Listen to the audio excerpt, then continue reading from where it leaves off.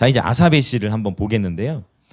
이 50편도 그랬지만 지금 이 그 73편도 동일한 어떤 흐름이 있어요. 그게 뭐냐면 아삽이 굉장히 이렇게 솔직한 예배자였다는 거예요.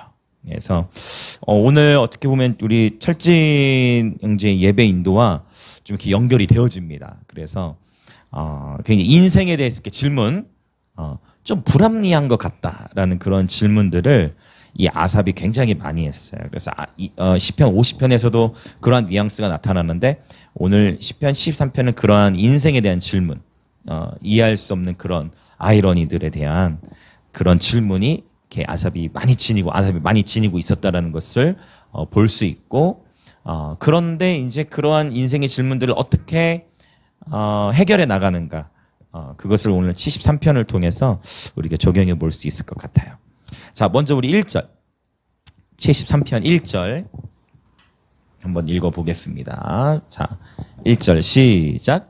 하나님이 참으로 이스라엘 중 마음이 정결한 자에게 선을 행하시나. 아멘. 자, 1절만 따로 읽은 이유는 2절부터 16절 이렇게 묶여지는데 1절하고 또 2절에서 16절까지의 내용이 조금 뉘앙스가 많이 달라집니다. 그래서 1절만 먼저 구별해서 읽었는데 1절, 하나님이 참으로 이스라엘 중 마음이 정결한 자에게 선을 행하시나. 이것은 하나님의 말씀 속에 나타난 하나님의 진리의 선포입니다.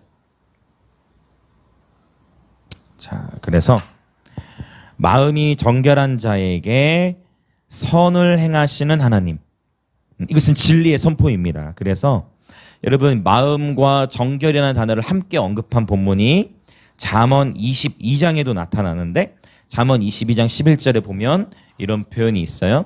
마음의 정결을 사모하는 자의 입술에는 덕이 있으므로 임금이 그의 친구가 되느니라. 아멘. 잠언에서 나타나는 지혜는 종종 상징적으로 예수 그리스도를 예표한다는 말이죠.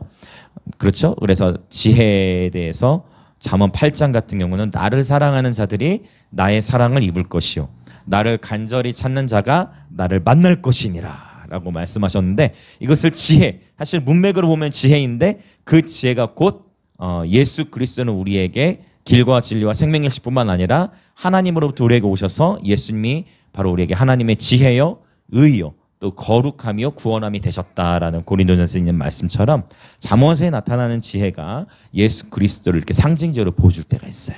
그래서 마음의 정결을 사모하는 자의 입술에 덕이 있어서 그가 임금의 친구가 된다는 표현을 마음의 정결을 사모하는 자가 바로 임금이신 주님의 친구가 된다, 이렇게도 이제 우리가 해석을 할 수 있는 건데, 마태복음 5장 8절에서도 마음이 정결한 같은 의미겠죠. 마음이 청결한 자가 복이 있나니 그가 하나님을 볼 것이며 라고 표현했다는 거예요. 그래서 이 마음의 정결을 사모한다라는 것 자체가 굉장히 거룩한 어떤 행위이고, 마음의 정결을 사모하는 자에게 하나님께서 선을 행하신다라는 것은 이거는 유대인들에게 있어서는 지극히 정상적인 신학적인 개념이었어요. 아주 확실한 진리입니다. 그래서 저와 여러분도, 오늘 이 자리에 있는 저와 여러분도 날마다 마음의 정결을 사모함으로 말미암아, 그렇죠? 임금이신 우리 주님의 친구로서 주님과 은밀한 대화들도 많이 나누시고, 주님과 얼굴을 맞대어 보는 놀라운 임재 축복을 누리시길 예수님의 이름으로 축복합니다. 아멘. 물론 잠언 22장 11절을 그냥 문맥적으로 봐서 마음의 정결을 사모하는 자는 입술에 덕이 있기 때문에 임금의 친구, 즉 사회의 높은 권위자들, 그렇죠? 권세자들, 그들과도 서로 교제할 수 있고 사귈 수 있다라는 그런 의미로도 또 이제 볼 수도 있을 것 같아요. 자, 이렇게 1절은 명확한 진리의 선포인데, 이제 2절부터 아삽이 이제 어떻게 고백하는지를 이제 읽어 나가 봅시다. 자, 2절, 3절 한번 읽어 보겠습니다. 2절과 3절.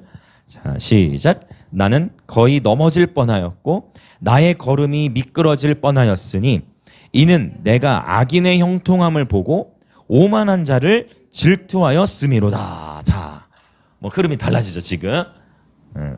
2절부터 16절까지가 이제 한 세트인데, 3절에 봤더니 자, 어떤 단어가 나와요? 이제 아삽의 질문이 생긴 거야. 어떤 질문입니까? 악인의 형통함. 이것은 도대체 무엇인가? 자, 아니 마음의 정결을 사모하고 자 상상해 보세요. 아삽은 규칙적으로 정규적으로 예배를 섬기는 사람이었단 말이에요. 그런데 아삽이 계속 자기는 한결같이 이렇게 예배 자리를 사수하고 자기는 끊임없이 자기 장막에 들어가서 예배하고 하나님 임재를 경험하고 이렇게 예배하고 하는데 어느 날 봤더니 나는 계속 그 자리인 것 같고 저 세상을 봤더니 하나님 예배하지도 않고 대충 살아가는 사람들인데 왜 악인들이 이렇게 잘 되냐 이거죠. 그런 질문이 생긴 거예요. 악인의 형통을 보고 어떤 마음이 또 들었어요? 악인의 형통을 보고 오만한 자를 질투. 오만한 자를 질투. 아주 솔직한 예배자의 심정을 지금 고백하고 있습니다. 자, 질투 일어나는 거. 지금 이게 뭐냐면 자, 2절부터 16절까지는 이제 경험이란 말이에요. 경험. 내 삶의 현실. 내 삶의 현실에서 아니 저 사람은 예수를 믿지도 않고 저 사람은 예배를 드리지도 않는데 저 사람은 왜 이렇게 잘 되지? 하니까 계속 자기 장막만 섬겼던 예배자의 마음에서 또 어떤 마음이 든다? 질투까지 드는 거예요. 아주 심각한 지금 문제예요. 그래서 자 여기는 지금 1절은 뭐를 선포한 거예요? 진리를 선포했잖아요. 그래서 진리와 경험이 지금 충돌하는 거예요. 여러분 우리는 인생을 살아가면서 반드시 이걸 경험해. 오늘 이 순간에도 여러분 이러한 영적 전쟁이 있어요. 진리와 경험의 전쟁. 진리는 명확한데 내 삶의 현실이 뒷받침되지 않을 때 뭔가 자꾸 이렇게 비교하게 될 때 내 삶이 이제 어떻게 되어집니까? 더 이렇게 초라해 보일 수 있고, 그렇죠? 그런 흐름으로 또 갈 수도 있다라는 거예요. 이 아삽이 사실은 4,000명의 예배자들, 288명의 이런 탁월한 예배자들 중에서도 아삽과 헤만과 여두두는 다윗 왕이 특별하게 세웠 어떤 오늘식으로 말하면 수석 부목사. 오늘날로 얘기하면 아주 수석 예비누자예요. 그냥 보통 예비누자가 아니고 정말 기름분 받아가지고 정말 이렇게 잘 나름대로 꽤 이렇게 기름분 믿다 하는 그러한 예배자였단 말이에요. 그러한 예배자가 이런 솔직한 고백을 하고 있다는 거예요. 그래서 우리도 굳이 숨길 필요가 없다. 우리도 굳이 그렇죠? 감출 필요가 없다. 우리 안에도 이런 어떤 복잡한 그런 갈등들이 있을 수 있다. 근데 이제 아삽이 어떻게 풀어나가는가 이제 후반부에 나온다는 거예요. 자, 이 진리와 경험의 싸움이에요. 여러분 하나님의 말씀의 세계가 저와 여러분에게 더욱 현실이 되어지시기 예수님으로 축복합니다. 네, 우리는 오늘 이 시간 이 순간에도 바로 이 진리와 경험의 영적 전쟁을 경험하고 있어요. 내 눈에 보이는 현실은 뭔가 풀어지지 않았을 때 그런 하나님은 약속의 말씀을 주시고 하나님은 임재하시고 뭔가 하나님은 말씀하시고 이끄시는데 내 삶 속에서 경험되어지는 것이 아직 그 진리를 따라가지 못할 때 진리와 뭔가 충돌되는 것처럼 보일 때 다가온 어떤 딜레마. 자, 이제 계속 더 풀어나가 봅시다. 아직 해결된 게 아닙니다. 그렇죠?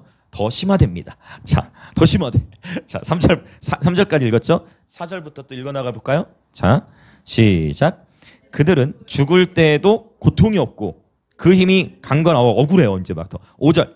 사람들이 당하는 고난이 그들에게는 없고 사람들이 당하는 재앙도 그들에게는 없나니 그러므로 교만이 그들의 목걸이요 강포가 그들의 옷이며 잠깐 멈춥시다. 자, 또 이제 뭐도 나와요? 교만. 그 다음에 강포. 아니 하나님은 교만한 자를 물리치시고 겸손한 자에게 더욱 큰 은혜를 주신다 했잖아요. 그런데 지금 이들은 교만하고 강포 포악해. 아주 포악하단 말이에요. 그런데 그들의 삶에 뭐도 없는 것 같대요? 고난도 없는 것 같아. 저 사람들 재앙도 안 달아. 아니 나는 예수를 믿는데 내 삶에는 더 고난이 있는 것 같고 나는 예수를 믿는데 내 삶에 더 재앙이 있는 것 같고 저 악인들에게는 막 저들은 저렇게 교만하고 막 목이 뻣뻣하고 한데 막 뭐 이렇게 뭐 편안하게 죽는 것 같고 아무 문제도 없는 것 같고 그러한 고민이 이제 갈수록 심화되는 거예요. 지금 큰 딜레마에 빠졌어.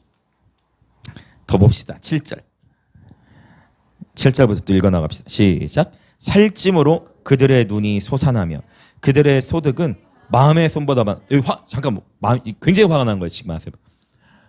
왜냐하면 그냥 단순히 교만한 차원이 아니고 형통의 차원이 아니라 더 구체적으로 그들의 소득은 마음의 소원보다 그러니까 내가 생각했던 것보다 돈도 더 잘 버는 거예요. 이렇게 이제 소득, 부. 여기서 이제 아셈이 큰 딜레마에 계속 빠지게 됩니다. 지금 헤어나오질 못하고 있어요. 자, 그렇죠? 이 소득. 자, 8절부터 읽어 나갑시다. 시작. 그들은 능욕하며 악하게 말하며 높은 데서 자만하게 말하며. 자, 능욕. 좀 막 무시하고, 그쵸? 또 악하게 말해요. 말도 거칠어요. 또 높은 데서 거만하게. 아주 안 좋은 것들을 다 지금 기록을 하고 있는데, 근데 이들이 뭔가 잘 돼. 지금 형통하고 있어. 와, 여러분 이거 잘 기울여 보십시오. 오늘 우리 시대에 주는 메시지 어떻게 연결되는지 굉장히 잘 풀어지고 있어요. 세상적으로 잘 나가고 있단 말입니다. 자, 9절 있습니다. 그들의 입은 하늘에 두고 그들의 혀는 땅에 두루 다니도다. 와, 이게 지금 뭐냐면 이제 비유적이죠. 악인들의 말이 완전히 도처에 퍼져버려 있는 것을 지금 표현하고 있는 거예요. 하늘과 땅에 이 악인들의 이 어떤 험악한 말들이 가득한 것을 표현하고 있는 것입니다. 그리고 10절을 눈여겨볼 필요가 있어요. 자, 10절 같이 읽겠습니다. 시작.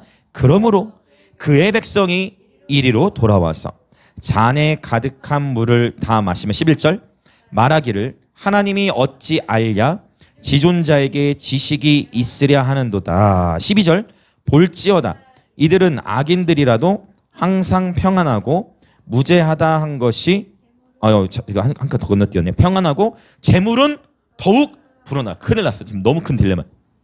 그냥 소득이 높은 차원만이 아니라 재물이 계속 어떻게 되고 있어요? 점점 더 불어나고 있어.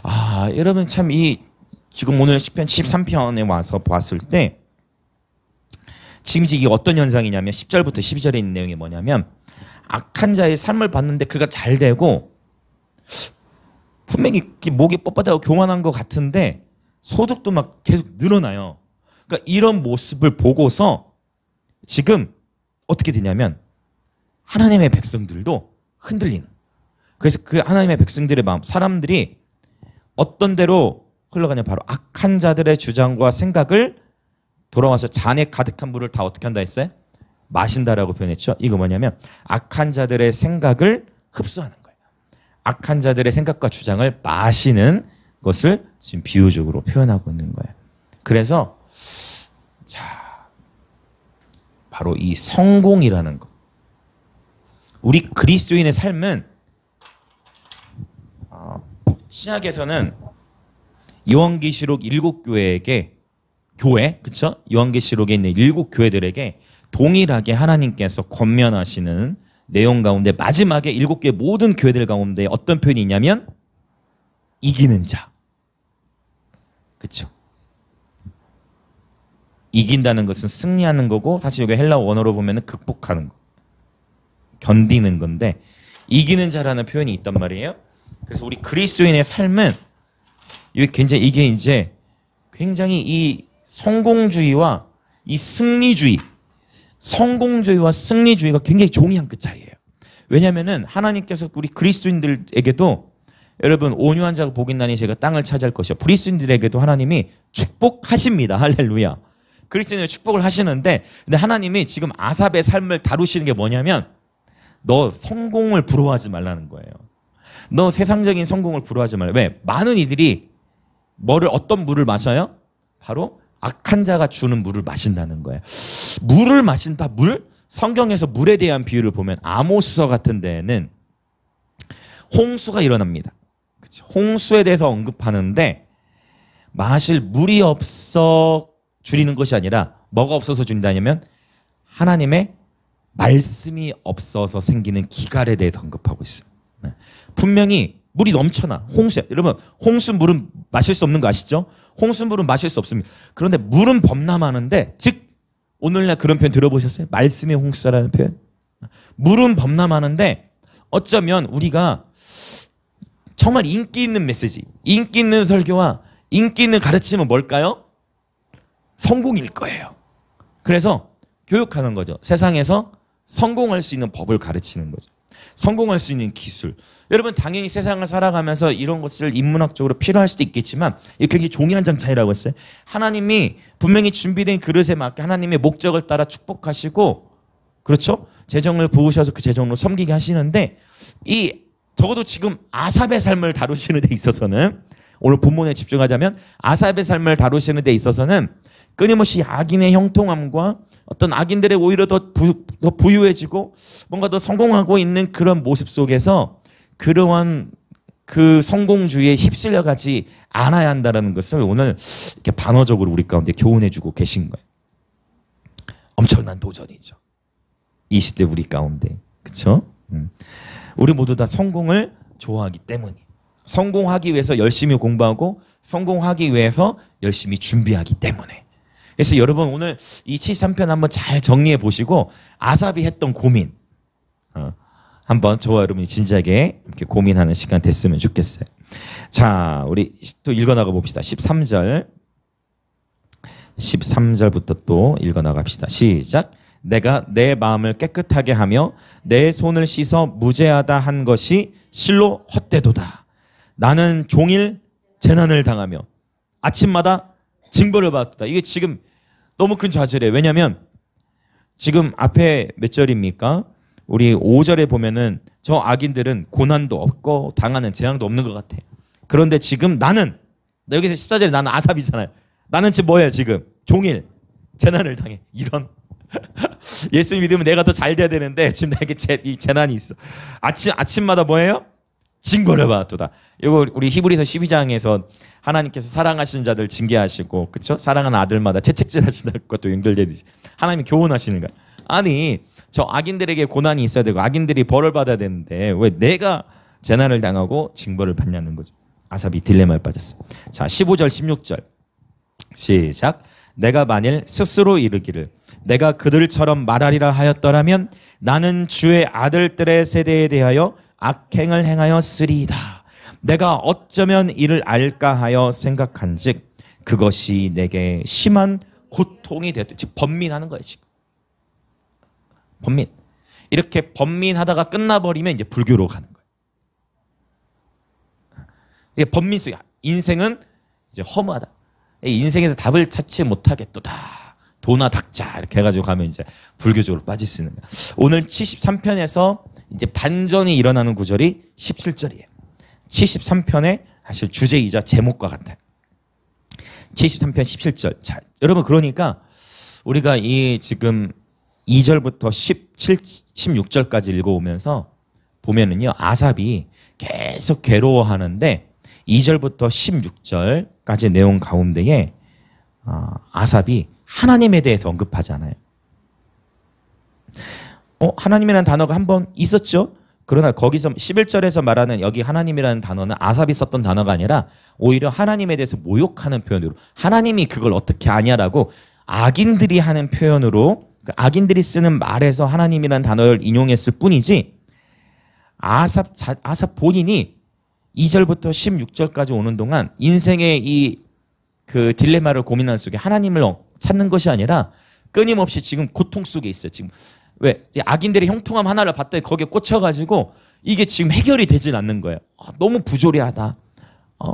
너무 이 불합리하다. 이러한 영역에 빠져 있다가 근데 이제 우리 삶 가운데에 이 예배가 얼마나 중요하냐면 이 17절. 자, 같이 읽어봅시다. 이제 17절 오늘의 다시 주제 구절이에요. 17절 같이 읽어봅시다. 시작. 하나님의 성소에 들어갈 때야 그들의 종말을 내가 깨달았나이다. 할렐루야. 이 16절까지 해서 13편이 끝났으면 야, 참 이 신앙생활을 다시 한번 생각해 봐야 돼. 정말 그랬을 거예요. 그렇죠? 근데 여기서 끝나는 것이 아니라 이 17절이 우리에게 있기 때문에 소망이 있는 것입니다. 하나님의 성소에 들어갈 때야 그들의 종말을 내가 깨달았나이다. 자, 이제 17절에서 하나님의 성소, 이 성소에 들어가는 거예요. 네, 히브리어로 보면 이 성소라는 단어가 복수 형태로 쓰였어요. 그래서 강조해, 강조하고 또는 확대할 때 쓰는 문법적인 방법. 그래서 성소를 굉장히 강조하듯이 굳이 한국말로 번역하자면 하나님의 위대한 성소 이렇게도 번역이 되어질 수 있어요. 굉장히 성소를 강조하고 있어요. 힘줘서 말하고 있다는 거예요. 자, 하나님의 성소에 들어갈 때야 그들의 종말을 내가 깨달았나이다. 하나님의 성소, 바로 성소는 거룩한 장소를 의미하죠. 그래서 하나님께서 실제로 이 성소라는 것은 성소 가운데에 하나님이 임재하셨어요. 이스라엘 사람들에게 있어서 성소는 거룩한 곳입니다. 성소는 하나님께서 임재하시는 장소예요. 그래서 이 시편 기자는 지금 이 아삽은요, 성소에 들어갔을 때 자기 생각에 전환이 일어난 거예요. 성소에 들어갔을 때 가치관의 변화가 일어난 거예요. 그래서 여러분 예배가 중요해요. 그래서 하나님의 임재 안에 거하는 것이 중요합니다. 할렐루야. 성소에 들어와서 그것을 깨닫게 되어지는 것입니다. 성소에서 하나님은 바로 이 성소에 자기 백성들에게 거룩한 임재를 알리신 것입니다. 하나님의 임재 안에서 아삽이 관점의 변화를 겪게 되어집니다. 그래서 우리가 기억해야 될 것은 여러분 정기적으로 꾸준히 왜 일주일에 한 번의 사이클 하나님이 제정하셔서 끊임없이 예배하고 바로 우리 주의 전으로 모여서 예배하게 하시냐면 인생 속에서 경험하는 수많은 딜레마가 해결되지 않을 때 성소로 나와서 이 성소에서 하나님이 깨닫게 하시기 때문에 마치 오늘 이게 철진이 고백과 좀 연결이 되는 것 같아. 조금 그 장르는 다를 수 있지만 철진이 오늘 예배 인도하면서 찬양 인도하면 한 1시간 정도 한 것 같죠? 찬양 인도하면서 중간에 북한이라든지 또 가난한 자들에 대한 나름대로 철진이가 오늘 그렇죠? 그런 고민이 있었지만 바로 이 하나님의 임재 안에서 그런 질문을 가지고 하나님 앞에 반응하고 또 기도하고 우리가 어떻게 준비해야 할지에 대해서 이렇게 도전하는 모습을 보면서 뭔가 오늘 메시지와 이게 찬양이 특히 연결되는 것을 보고 성령께서 이 예배를 또 주관하고 계시구나라고 제가 생각하게 되어졌어요. 성소에 들어갔을 때 가치관의 전환이 일어난 것입니다. 할렐루야.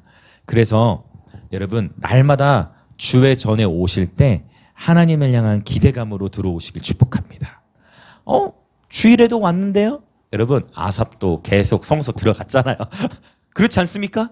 아삽도 계속해서 다윗 장막 계속해서 아삽도 예배 자리를 지켰잖아요. 그런데 그러다 보니까 여러 다양한 생각의 딜레마, 매너리즘, 그렇죠? 그러니까 싸우는 거예요. 그러나 정기적으로 그렇게 성소에 들어가는 습관이 아삽의 삶을 지켜준 거예요. 할렐루야. 그래서 이런 습관이 무서운 거예요. 거룩한 습관. 그저 그냥 내가 다 알지 못하고 다 충만하지 못하고 다 깨닫지 못한다 할지라도 그렇죠? 바로 그 성소에 들어오는 거예요. 주님이 계신 곳으로 나오는 것입니다. 주님이 계신 곳 안에서 아삽이 깨닫게 되어져. 자, 이제 이 17절 이후에 아삽의 고백이 또 어떻게 바뀌어지는지 한번 봅시다.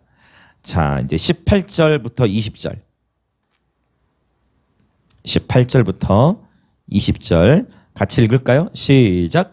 주께서 참으로 그들을 미끄러운 곳에 두시며 파멸에 던지시니 그들이 어찌하여 그리 갑자기 황폐되었는가. 놀랄 정도로 그들은 전멸하였나이다. 주여, 사람이 깬 후에는 꿈을 무시함같이 주께서 깨신 후에는 그들의 형상을 멸시하시리이다. 아멘. 자, 18절부터 20절 보셨습니까? 뭔가 좀 바뀌어진 것 같지 않습니까? 18절부터 20절에 아삽이 무엇을 기록하냐면 악인들의 결말, 종말이라고 해도 되고 악인들의 결말. 아하, 내가 하나님의 임재 안에서 주님과 교제하다 보니까 깨달았게 됐어. 뭘 깨달았느냐? 비록 지금 육신의 눈에 보기에 저 악인들이 잘 먹고 잘 사고 형통한 것 같고 그들은 그것이 전부인 줄 알고 살아가지만 아삽이 하나님의 임재 가운데 깨달았어. 아하, 그러나 그것이 결국은 헛되구나. 결국은 그들은 어떻게든 악인들은 결국 멸망을 받게 되는구나. 예수를 믿지 않으면 결국은 죽음을 맞이하게 되는구나. 그렇죠. 그래서 우리가 오늘 또 내일 또 담대할 수만 있으면 복음을 전하는 것이겠죠. 네. 악인들의 결말을 명확하게 정리하고서 본인이 이전에 성소에 들어오기 전에 씨름했던 영역들의 돌파가 일어난 모습을 보게 되어집니다. 할렐루야. 여러분, 소수라고 해서 움츠리지 마시고 축복합니다. 아멘. 여러분이 속한 가정과 또 일터에서, 특별히 일터에서도 여러분이 소수라고 해서 움츠러들지 마시고 이제 아삽이 어떻게 자신의 삶을 세팅하는지 보고 우리도 그대로 적용하는 그런 삶이 되어졌으면 좋겠어요. 자, 21절부터 이제 봅시다. 21절부터 28절까지의 내용인데 하나님의 임재에 집중하는 거예요. 한번 세상에 눈길을 주고 세상 사람들의 어떤 부요함, 야, 잘 나간다. 세상의 어떠함을 바라볼 때 마음이 자꾸 우울해지고 자꾸 이 세상의 풍조에 휩쓸려 가는데 성소에 들어가고서부터 할렐루야. 성소에 들어가면서부터 악인들의 결말에 대해서 깨닫게 되고 그 다음에 하나님의 임재에 집중하면서 예, 시편 13편이 아름답게 결말이 납니다. 자, 21절, 22절 읽어봅시다. 21절과 22절. 자, 시작. 내 마음이 산란하며 내 양심이 찔렸나이다. 내가 이같이 우매무지함으로 주 앞에 짐승이 오나. 아멘. 하나님의 임재를 경험하고 났더니 내가 그동안에 했던 고민들 자체가 하나님 앞에 좀 부끄럽게 느껴진 거예요. 맞죠? 내 양심이 나를 찔렀고 내가 이같이 우매무지했다. 여러분, 이러한 비슷한 고백을 했던 구약의 인물이 또 있어요. 그게 누구냐면 욥입니다. 욥도 자기 태어난 생일을 막 저주하고, 그렇죠? 자기 삶에 일어나는 고난, 당대 하나님께서 욥에 대해 말씀하실 때 욥은 당대의 가장 의로운 자였잖아. 욥이 당대의 가장 의로운 자였어. 그래서 욥처럼 내 종 욥처럼 의로운 사람이 없다라고 누가 자랑했어요? 하나님이 자랑하신 사람이에요. 하나님이 자랑하신 사람인데 원수가 그 하나님이 사랑하는 욥을 너무나 질투하고 싫어해가지고 욥을 어떻게든지 타락시키려고 욥을 막 나중에는 뭐도 건드려요? 욥의 자녀들까지 건들고 욥 자신의 건강도 건들고 욥의 자존심을 탈탈탈 완전히 털어. 하나님이 그거를 허용하시는 그러한 이 인생의 딜레마. 그렇죠? 욥의 친구들은 아주 제가 보니까 욥의 친구들은 신학 박사들이었어요. 그래서 이게 박사가 되는 게 이게 좋은 것 같기도 하고 안 좋은 것 같기도 하고. 신학 박사들 아닙니까? 신학적으로 얼마나 탁월한지 몰라. 근데 그들이 갖고 있는 신학적 가치는 뭐였냐면 인과응보를 벗어나지를 못했어. 그래서 구약에 보면 신명기 사관, 신명기에서는 주로 인과응보적인 게 맞아요. 근데 이 인과응보 자체가 전부일 순 없어. 이걸 꼭 기억해야 돼. 인과응보 자체가 구약에서도 많이 언급하고 있는데 인과응보 자체가 하나님을 인과응보라는 공식에 넣을 수 없어요. 인과응보는 뭐냐? 원인이 있으니까 결과가 이렇게 나타났다 이런 거예요. 그래서 하나님을 인과응보라는 공식에 절대 넣을 수가 없다. 욥의 친구들이 계속해서 욥에게 하는 게 뭐예요? 네가 하나님 앞에 바로 살지 못했기 때문에 너 질병에 걸렸다. 네가 하나님 앞에 바로 살지 못했기 때문에 네 자녀들이 이렇게 했다. 네가 하나님 앞에 바로 살지 못했기 때문에 너의 삶이 지금 처음부터 이렇게 얘기 안 했습니다. 처음에는 어떻게 했습니까? 친구들이 나름대로 공감하러 왔습니다. 나름대로 위로하러 왔어요. 처음에는 위로하러 왔는데 하다 보니까 자기들의 생각이 나와요, 안 나와요? 왜? 말이 영이에요. 대화를 하다 보면 그 사람의 가치관이 나와. 무슨 말 이해되세요? 그래서 멀리 있을 땐 잘 몰라. 멀리 있을 때는 막 웃고 이렇게 잘하면 몰라. 근데 대화를 하다 보면 그 사람의 영적 분위기, 영적 상태가 나. 대화하다 보면 나타나. 친구들 뭘 생각하고 온 거야? 이미 욥을 방문할 때부터? 욥이 회개해야 될 텐데 생각하고 온 거야. 그러니까 욥을 안 그래도 지금 욥은 상태가 어때? 안 그래도 지금 힘들어 너무 힘든데 너무 괴로워가지고 욥도 막 극단까지 간 거야. 막 생애를 저주하는 것까지 간 거야. 그러한 이런 굉장히 연결되지 않습니까? 오늘 이 시편 13편 앞부분과 욥이 이런 갈등 속에서 욥도 똑같이 고백을 하잖아요. 욥이 언제 고백하게 돼요? 하나님이 직접 나타나셔가지고 욥아 저 하늘을 봐라. 저 삼손과 묘성의 띠를 봐라. 욥아 저 까마귀를 봐라. 저 타조를 봐라. 저 악어를 봐라. 하면서 자연 모든 피조 세계 가운데에서 인간이 스스로 쉽게 알 수 없던 어떤 영적 진리들, 창조주만이 헤아리실 수 있는 피조물들의 어떠한 상태와 마음들을 하나님께서 욥에게 직접 계속 말씀하시니까 그때 욥이 어떻게 됩니까? 욥이 이제 뭐 해요? 맞습니다. 내가 이전까지는 귀로만 들었지만 이제 내가 눈으로 주를 본다면서 뭐 합니까? 회개를 해요. 그러니까 친구들이 너 이렇게 해가지고 이런 일이 일어난 거 했을 때는 어떻게 감당이 안 돼. 근데 하나님께서 욥아 하면서 그분이 말씀을 풀어주시면서 그분이 얼마나 위대하시고 그분이 얼마나 전능하시고 그분이 얼마나 아름다우시고 그분이 얼마나 섬세하신 분인지를 그분이 직접 말씀을 풀어주시니 욥의 마음이 녹아진 거예요. 마치 아삽이 성수에 들어가 그분의 임재 가운데에서 그분이 친히 임재하신 아마 이때 어떤 하나님을 정말 경험했을 거라는 생각을 해요. 그렇죠? 이전에 들어갔을 때와 다르게 그 성수에 들어갔을 때 뭔가 아삽이 하나님과의 인카운터가 있었던 것 같아요. 그래서 마지막 28절에서는 하나님께 가까이함이 내게 복이라고 하는 걸 보니까요. 뭔가 하나님의 방문이 있었던 거예요. 뭔가 주님과 어떤 깊은 관계의 영역으로 더 들어간 거예요. 어쩌면 이전에는 내가 하나님을 예배하던 동기가 다윗이 시켜서 그냥 다윗이 워낙 탁월한 예배자이기 때문에 그럴 수도 있어요. 다 기록이 돼 있지 않습니다. 알 수 없습니다. 그냥 내가 그렇게 해왔기 때문에 그 자리를 지킨 것일 수 있어. 그러나 이런 고민들을 통과하고 아삽이 뭔가 주님을 만난 거예요. 욥이 하나님의 말씀을 듣고서 회개한다는 것이죠. 그렇죠? 그리고 하나님께서 다시금 그 이전의 과거에 아팠던 상처들을 치유하시고 이전보다 더 많은 자녀들을 주셨는데 아무리 생각해봐도 만약 우리가 욥의 입장이라면 그게 축복인지 아닌지 그렇죠? 현재 있는 자녀들 하나님 다 데려가시고 새로운 자녀의 축복을 주셨다. 기쁨이 있겠지만 그러나 그 어떤 아픔의 흔적들이 분명히 있었을 겁니다. 그렇죠? 우리가 이해할 수 없는 영역들이 있다는 나중에 우리가 주님 재림하시고 또 욥 형님을 만나면 지금 욥 형님과도 대화를 많이 해야 될 것 같아요. 욥 형님, 그렇죠? 욥 형님에게 좀 대화를 많이 대화가 필요할 것 같아요. 어떠한 심정이었을까?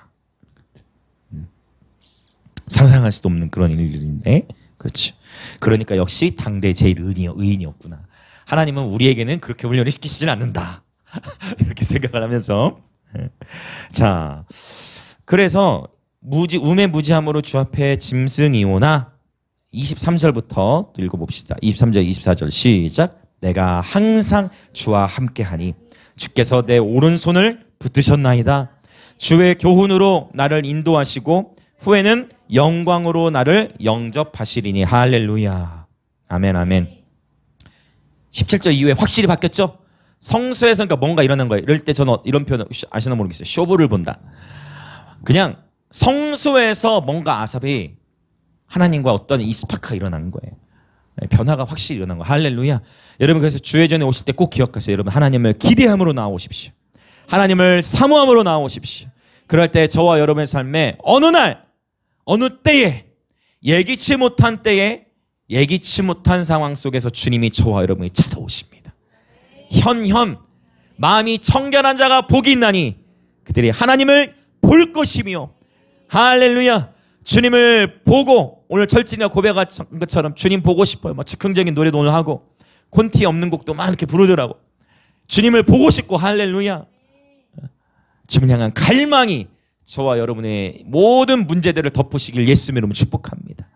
주님을 향한 갈망, 주님의 얼굴을 향한 갈망이 내 삶에 있는 질병과 내 삶에 있는 고난과 내 삶에 있는 아픔들을 능히 덮으시길 예수님의 이름으로 축복합니다.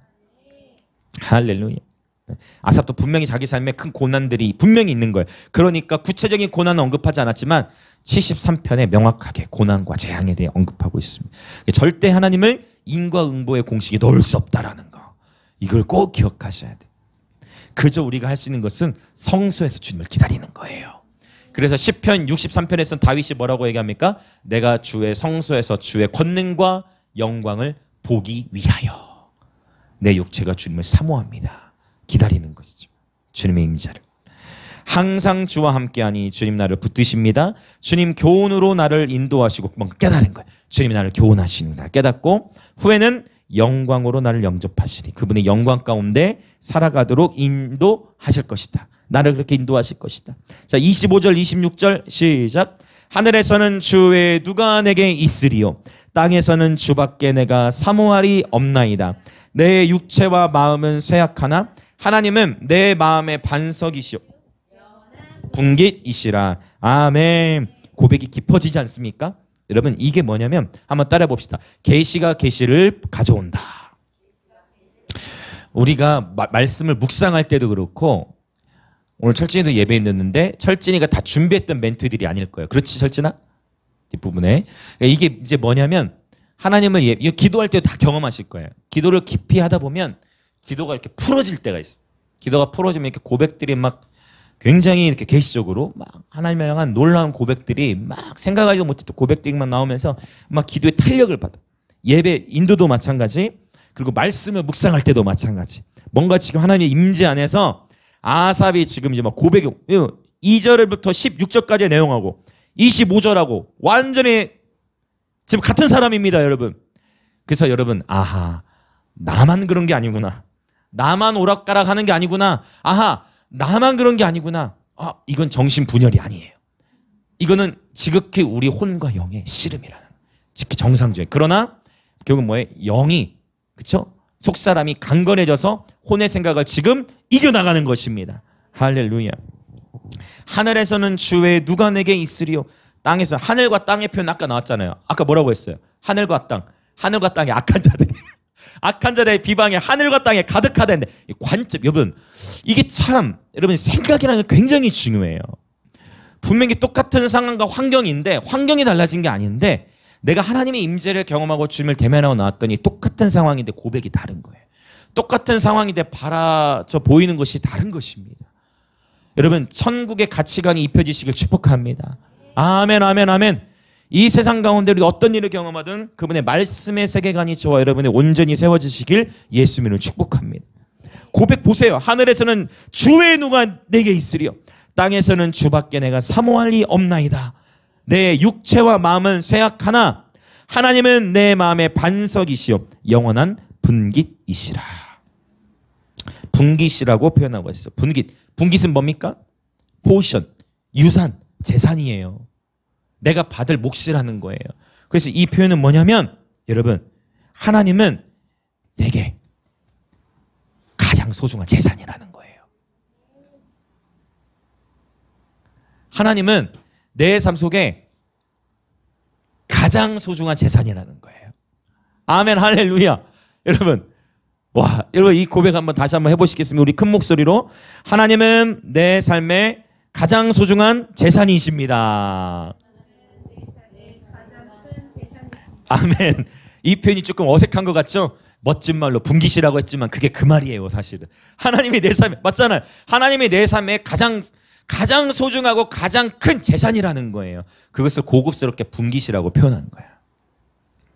여러분, 이 아삽의 고백 앞에 오늘 저 여러분도 함께 이 말씀대로 고백하였는데 정말 우리가 정말 주님 다시 오실 때까지 우리의 마음이 흔들리지 아니하고 정말 주님을 아는 것, 정말 주님을 예배하는 것, 오늘 주와 동행하는 것이 우리의 삶의 가장 큰 축복이라는 것을 주님, 오늘 그 주님의 임재 가운데 이 자리에 계신 모든 분들이 머리로만 아는 차원이 아니라 우리의 속사람, 우리의 심령으로 정말 이 말씀이 경험되어지시길 예수님의 이름으로 축복합니다. 할렐루야, 할렐루야, 할렐루야. 영원한 분깃이시라. 27절, 28절 보고 우리 이제 기도하겠습니다. 자, 27절, 28절 시작. 무릇 주를 멀리하는 자는 망하리니 음녀같이 주를 떠난 자를 주께서 다 멸하셨나이다. 하나님께 가까이함이 내게 복이라. 내가 주 여호와를 나의 피난처로 삼아 주의 모든 행적을 전파하리이다. 할렐루야. 아멘, 아멘, 아멘. 아주 단호하게 결단하고 선포합니다. 주님을 멀리하는 자는 망한다. 음녀같이 주를 떠난 자를 주께서 다 멸하셨다라고 아주 그냥 확언을 하고 있습니다. 그러면서 하나님께 가까이함이 내게 복이라.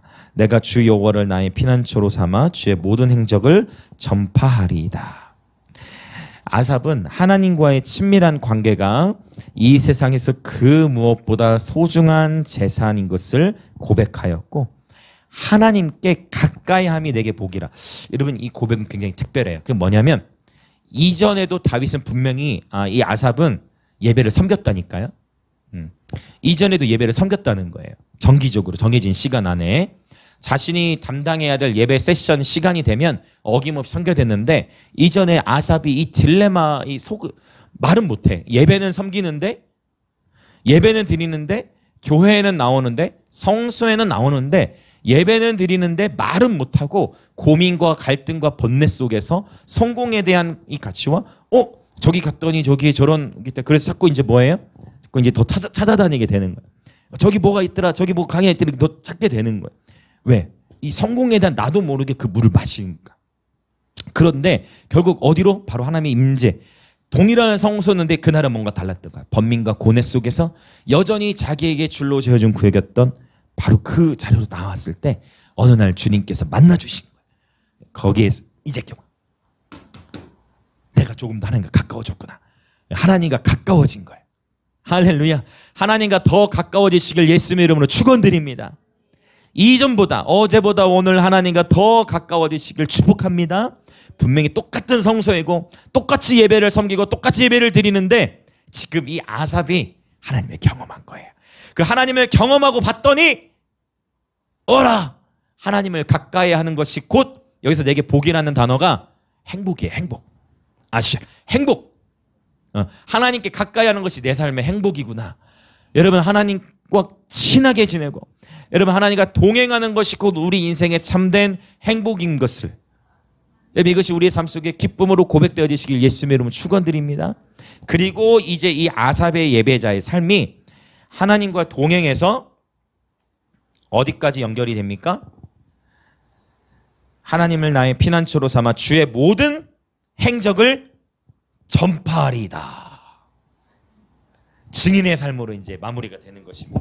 그래서 내가 하나님의 임재의 소중함을 깨달아서 인생, 사실 엄밀히 따지면 2절부터 16절에 대해서 정확하게 아삽이 정리하진 않아요. 악인들에게 이런 일이 있고 인들에게 이런 일이 있는 것의 이유는 이러이러하다라고 얘기하지 않아. 맞죠? 그러나 변화된 거예요. 하나님을 만나면서, 하나님의 경험하면서 그냥 고백이 바뀌어져 버린 거예요. 그래서 논리보다, 그렇죠? 지금 논리로, 아삽이 논리로 전개하는 게 아니에요. 결국 그들은 무너질 거야. 그냥 종말론적으로 얘기하는 거야. 결국 악인들의 삶은 보잘것이 없어. 하나님을 경험해야 돼. 성소에서 주님을 만나야 돼. 할렐루야. 여러분 모두 다 주님을 깊이 만나는 오늘 이 밤이 하나님을 더 깊이 경험하고 만나는 시간이 되시길 예수님의 이름으로 축원드립니다. 할렐루야. 하나님께 가까이함이 진정한 행복이다라고 고백하면서 주의 모든 행적을 나는 전파할 것이다. 즉 증인의 삶을 살 것이다라고 아삽이 고백함으로 73편은 마무리되어집니다. 이것이 예배자의 궁극적 비전이에요. 하나님과의 친밀한 동행, 여기서만 나 혼자만 동행하는 것이 아니라 하나님과 동행하고 그리고 증인의 삶을 살아내는 것, 이것이 모든 예배자들에게 하나님 도전하시는 궁극적인 비전인 줄 믿습니다. 자, 이 시간 우리 함께 기도하겠습니다. 할렐루야. 하나님의 말씀의 진리와 우리가 이 세상에서 경험하는 일들이 충돌하고 있습니다. 바로 그때가 하나님의 임재에 집중해야 할 때예요. 주변에서는 난리와 난리의 소문이 있고요.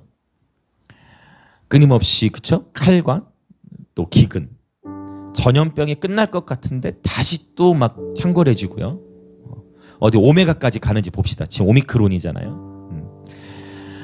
이 인간이 어떻게 할 수 없는 이 인생 가운데서 경험하는 수많은 일들, 다 공식화할 수 없는 수많은 일들이 이 아삽은 하나님의 임재 안에서 그냥 정리해버린 거예요. 하나님의 임재 안에서 어떤 악한 자들의 형통을 부러워하지 않고 자신의 마음이 정리돼 버린 거예요. 오늘 저와 여러분의 심령도, 우리의 마음도 주변의 상황과 환경에 의해서 위축되지 마시고 내 삶 속에 어떤 고난과 아픔과 또 질병과 또 가난과 여러 다양한 씨름들이 있다면, 그러나 오늘 저와 여러분이 아삽이 그랬던 것처럼 이러한 고백, 하나님이 나의 영원한 분깃, 하나님이 나의 가장 큰 재산, 하나님께 가까이 하는 것이 나의 삶의 가장 큰 행복, 이라는 이러한 고백이 이렇게 자연스럽게 주님의 임재 가운데 흘러나와졌으면 좋겠습니다. 여러분, 혹 여러분 우리 그러지 않습니까? 악인의 형통함, 악인들이 더 잘 되는 모습, 악인들의 형통함과 부에 대하여 우리가 부러워하는 것이 아니라 악인의 결말이 어떻게 되어지는지를 깨달아 오늘의 하루 또 앞으로의 삶이 날마다 주와 친밀히 동행하며 주의 모든 행하심을 대한민국과 열방 가운데 전파하는 증인의 삶이 되게 하여 주시옵소서. 하나님의 임재 안에서 만족하지 못하게 되면 끊임없이 무언가를 찾아요. 끊임없이 무언가를 이렇게 뭔가 더, 왜 하나님의 임재 안에 채워지지 않으면 끊임없이 더 방황하게 돼 있어요. 끊임없이 뭔가를 더 구하게 되고 끊임없이 뭔가를 더 찾으려 하고 좀 더 기름 부음이 세고 좀 더 뭐가 있고 좀 더 어떠하면 그곳을 찾아다니게 돼 있어. 여러분 이런 거 다 경험해 보셨을 거예요. 그렇죠? 이거 다 경험해 보셨을 거예요. 여러분 그러나 결국 그런다 해서 찾아지는 것이 아니고 결국 우리가 하나님의 그 영광의 광채이신 예수님 그분께로 들어가는 것. 하나님이 나를 부르신 성소, 그 성소로 들어갈 때에야 비로소 깨닫게 되는 것입니다.